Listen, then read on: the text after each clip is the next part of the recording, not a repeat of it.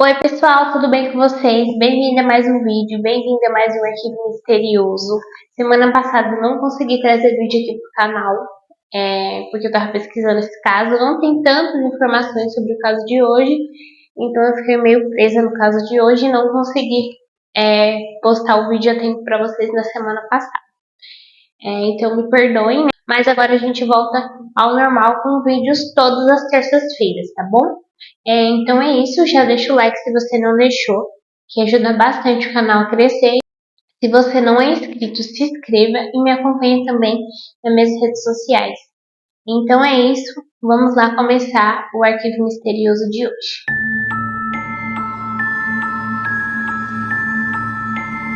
No Arquivo Misterioso de hoje é um caso bem pesado, um caso brasileiro. A gente vai contar a história dos canibais de Garanhuns. Jorge Beltrão Negromonte da Silveira é filho de imigrantes portugueses. Quando criança, ele chegou a estudar em Portugal porque seus pais acreditavam que lá ele teria melhores oportunidades. Ele não era muito de socializar e nem de fazer amizades, mas ele gostava muito de esportes. Já em 1984, em Recife, o Jorge começou uma faculdade de educação física e nessa mesma época ele acabou conhecendo uma mulher, Isabel Cristina Pires. E a Isabel era de uma família muito pobre. Ela não chegou a terminar os estudos e era praticamente analfabeta. Logo após eles se conhecerem, o Jorge e ela iniciaram um relacionamento.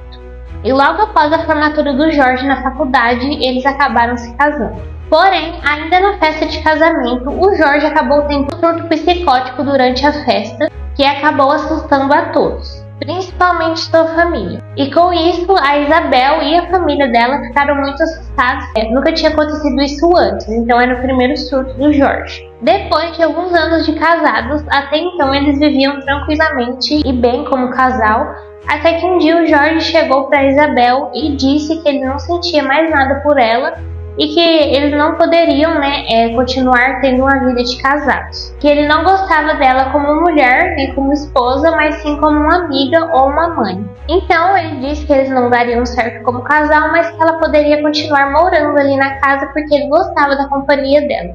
E o Jorge, ele trabalhava em várias academias, ele acabou trabalhando também em um estúdio de luta. E ele era faixa preta no karatê. E por ele ser formado em educação física, ele conseguia esses empregos bem rápido. Algum tempo depois, trabalhando na academia, o Jorge acabou conhecendo uma mulher, Bruna Cristina Oliveira da Silva, que na época era menor de idade. E logo eles começaram um relacionamento. De início, o Jorge contou para Bruna que ele ainda morava com a Isabel, só que eles não tinham nenhum tipo de relação e eles eram apenas amigos.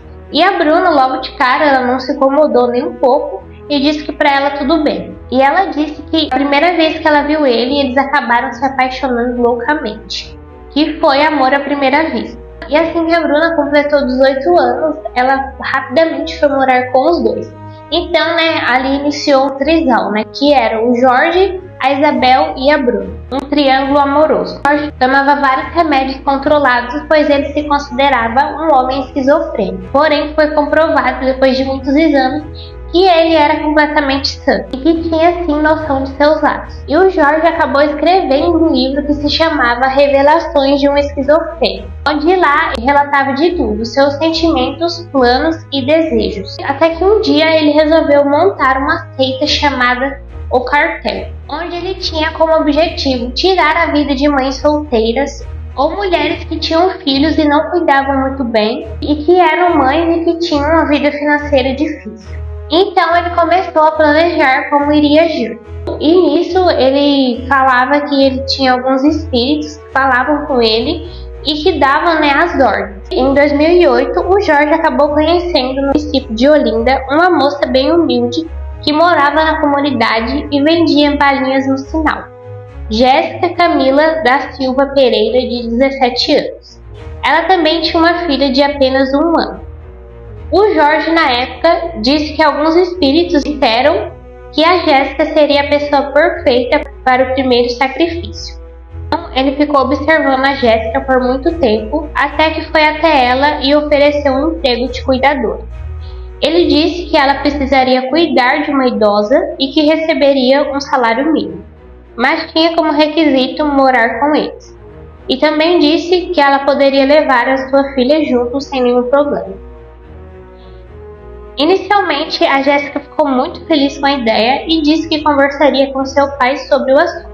Então, o pai da Jéssica imediatamente negou e disse que aquilo não era uma boa ideia, pois a Jéssica nem conhecia aquele pessoal direito. Mas mesmo assim, a Jéssica acabou aceitando, pegou sua filha e se mudou para a casa do Jorge. De início, a Jéssica achou tudo aquilo muito estranho e começou a ficar um pouco desconfortável nos primeiros dias. Nos primeiros dias, ela tinha que trabalhar sem nenhum descanso, e a Bruna ficava o tempo todo com a sua filha no colo. Ela praticamente não estava mais deixando a Jéssica segurar a própria filha. E quando a criança não estava no colo da Bruna, estava com o Jorge. Então, a Jéssica disse que queria ir embora. Então, o Jorge disse que ela podia ir e tinha que deixar a criança com eles. E nesse meio tempo, o Jorge acabou levando a criança para outra cidade e lá ele fez um novo registro que ele e a Bruna que eram os pais da criança. Alguns dias depois, percebendo que eles não iriam devolver sua filha, a Jéssica iniciou uma discussão com eles. E foi a partir desse momento que o Jorge conta que os espíritos falaram com ele e também disseram que tudo que fosse morto deveria ser consumido. Então o Jorge deu um golpe na Jéssica, fazendo com que ela caísse. E isso foi bem rápido, já que ele era faixa preta, no karatê. Então, rapidamente, a Bruna pegou uma faca na cozinha e entregou ao Jorge. Então, o Jorge acabou cortando sua garganta e a Jéssica acabou falecendo na hora. Já a segunda parte do ritual foi drenar o sangue da Jéssica e depois o seu corpo foi esquartejado e toda a sua pele foi retirada. E a carne foi fatiada e guardada na geladeira. No dia seguinte foi grelhada e consumida. E a criança, a filha da Jéssica, acabou comendo, a própria carne da mãe. Os restos foram enterrados em forma de cruz no quintal. E depois de alguns dias, eles jogaram no lixo os restos que foram enterrados. Logo depois, eles acabaram se mudando para Garanhuns. E lá, eles fizeram mais 2 vítimas. Gisele Helena da Silva, de 31 anos, que desapareceu em fevereiro de 2012, e Alexandra da Silva Falcão, de 20 anos, que desapareceu no dia 15 de março. E nessa mesma época, a família do Jorge estava passando por uma grande dificuldade financeira. Então, para ganhar dinheiro, a Isabel resolveu fazer alguns salgados para vender. Ela fazia empadas e coxinhas, e muitos desses salgados foram feitos com a carne humana, possivelmente das nádegas e coxas das 2 vítimas. E esses salgados foram vendidos para a população ali mesmo de Garanhuns. Moradores da cidade relataram que poderiam ter comido os salgados. Enquanto alguns disseram que o gosto estava normal, outros alegaram que a empada parecia muito salgada ou pastosa. Alguns meses depois, a família da Gisele foi até a delegacia e relatou que estava chegando uma fatura do cartão dela para eles pagarem, mesmo ela estando desaparecida, onde constava diversas compras em uma loja em Garanhuns. Então, rapidamente os policiais foram até a loja e viram as câmeras de segurança, e lá eles viram o Jorge e a Bruna comprando com o cartão de crédito da Gisele. No dia 9 de abril de 2012, foram deferidos mandados de prisão preventiva contra o trio, além de mandados de busca e apreensão na residência, pois ainda havia suspeitas que a Gisele poderia estar lá. Na manhã de 11 de abril de 2012, os corpos foram encontrados e eles estavam enterrados no quintal da família. A filha da Jéssica, até então com 5 anos na época, ainda estava morando com o trio, e ela acabou sendo a peça-chave na investigação para a descoberta dos corpos. Ela procurou o delegado no local e disse que o pai dela, o Jorge, que ela o identificava como pai, teria matado as 2 mulheres e a enterrado, e acabou descrevendo o crime, e os policiais então deduziram que ela viu todo o ocorrido. Depois disso, já na delegacia, a Isabel ou a Bruna acabou contando tudo em detalhes. Então elas confessaram, e mostraram onde estavam os corpos. E falaram que elas haviam sido esquartejadas e as carnes foram ingeridas. E a primeira mulher, a Jéssica, e foi encontrada o rosto totalmente desfigurado. Um dia depois, a casa acabou sendo vandalizada e depois incendiada por moradores, que acabaram se revoltando com o caso e ficaram preocupados com a carne que eles tinham ingerido nos salgados. E a polícia também acabou encontrando a certidão falsa da criança, então a filha da Jéssica acabou ficando sob os cuidados do Conselho Tutelar. No dia 14 de novembro de 2014, em júri popular, o trio foi condenado pela morte da Jéssica em 2008. Jorge recebeu a pena de 21 anos e 6 meses de reclusão e 1 ano e 6 meses de detenção.